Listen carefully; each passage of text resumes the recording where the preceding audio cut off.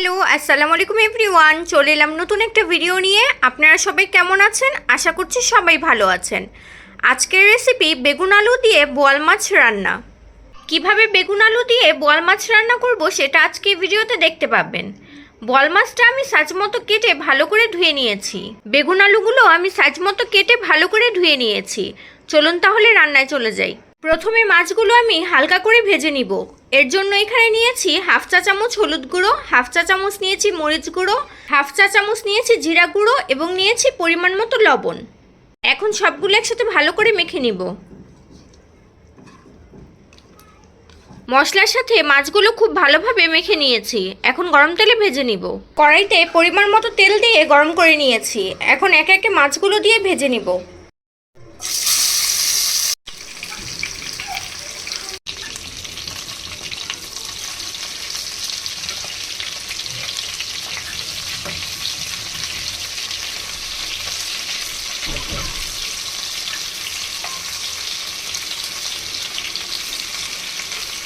দেখুন মাছগুলো ভাজা হয়ে গেছে, এখন তুলে নিব।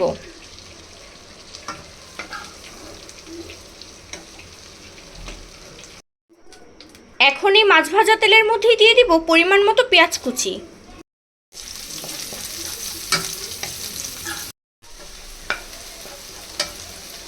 পেঁয়াজগুলো হালকা করে ভেজে নিয়েছি। এখন এর মধ্যে দিয়ে দিব সামান্য পানি।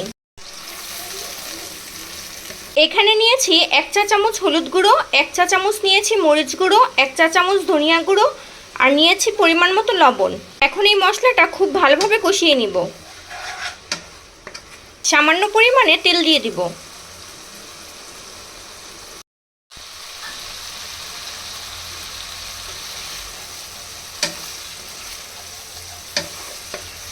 মশলাটা কষানো হয়ে গেছে। এখন এর মধ্যে দিয়ে দিব কেটে রাখা আলুগুলো।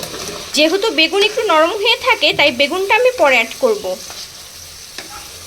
এখন চুলার তাপটা মিডিয়াম আঁচে রেখে ঢাকনা দিয়ে ঢেকে রাখবো 5 মিনিটের জন্য। এলাম 5 মিনিট পর। আলুগুলো কষানো হয়ে গেছে। এখন দিয়ে দিব কেটে রাখা বেগুনগুলো। সবগুলো একসাথে একটু নেড়ে নিব।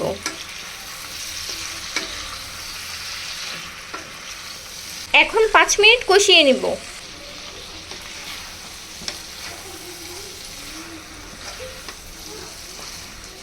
5 মিনিট পর দিয়ে দিব পরিমাণ মতো পানি।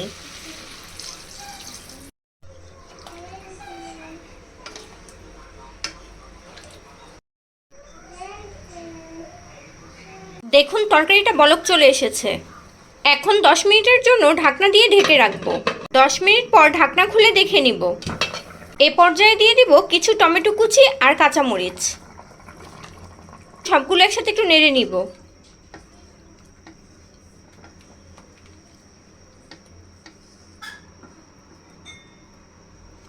এখন কিন্তু আর ঢাকনা দিয়ে ঢাকা যাবে না। চুলার তাপটা মিডিয়াম আঁচে রেখে এভাবে আস্তে আস্তে তরকারিটা জাল দিয়ে নিব। 5 মিনিট পর ভেজে রাখা মাছগুলো দিয়ে দিব।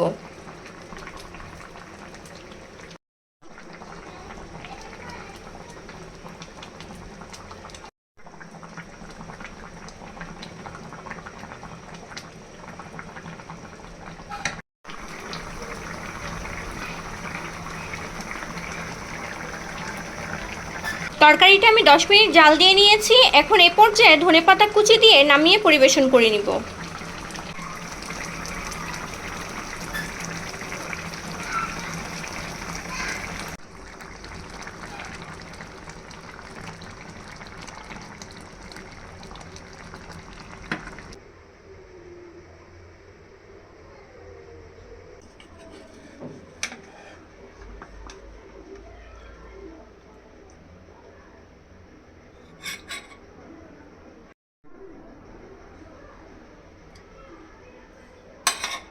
নামিয়ে পরিবেশন করে নিয়েছি। রেডি হয়ে গেল আজকের রেসিপি বেগুন আলু দিয়ে বোয়াল মাছ রান্না। আমার এই ভিডিওটা যদি আপনাদের কাছে ভালো লেগে থাকে বাসায় এভাবে অবশ্যই একবার হলেও ট্রাই করবেন। আমার ভিডিওতে একটা লাইক কমেন্ট শেয়ার করে আমার পাশে থাকবেন এবং আমার চ্যানেলে যদি নতুন হয়ে থাকেন আমার চ্যানেলটি কিন্তু সাবস্ক্রাইব করতে ভুলবেন না। ভিডিওটা দেখার জন্য আপনাদেরকে জানাচ্ছি অসংখ্য ধন্যবাদ। আল্লাহ হাফেজ।